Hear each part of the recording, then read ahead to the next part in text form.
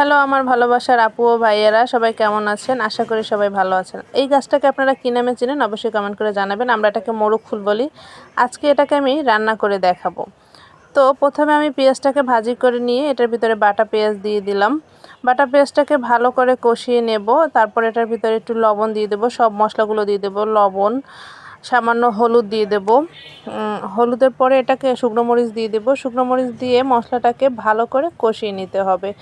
ভালো করে কষিয়ে নেওয়ার পর এটার ভিতরে দিয়ে দেবো সামান্য একটু পানি। পানিটা দেওয়ার পরে আবার কিছুক্ষণ কষাবো। অনেকে কমেন্ট করেন তরকারি অনেক লাল। হ্যাঁ, আমাদের বাসায় লাল তরকারি খায়, সাদা হলে তারা খায় না।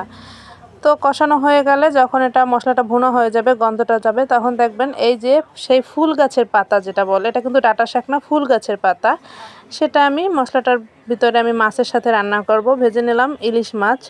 ইলিশ মাছের পাশে যে কোনো তরকারি দিলেই খেতে খুব ভালো লাগে। তো আমি আজকে যে মোরগ ফুলের পাতাটা, সেটা আমি ইলিশ মাছ দিয়ে রান্না করলাম। তো আপনারা কি কখনো খেয়েছেন? অবশ্যই কমেন্ট করে জানাবেন যে কে কে খেয়েছেন। দেখুন পাতাটা আমি দিয়ে দিলাম মশলাটার ভিতরে, মাছটা আগে দিয়ে দিচ্ছি। মশলাটার ভিতরে পাতাটা দেওয়ার পরে মোম যেরকম আগুনে দিলে গলে যায়, পাতাটা ঠিক সেরকম আস্তে আস্তে করে এটার সাথে গলে মিশে গেল, একদম দেওয়ার সাথে সাথেই গলে গেল। তারপরে আমি এটার ভিতরে দিয়ে দেবো কাঁচামরিচ, আস্ত করেই দিলাম, কারণ শুকনো মরিচটা আমি একটু বেশি দিয়েছি, তাই কাঁচামরিচ দিয়ে দিলাম আস্তে আস্তে।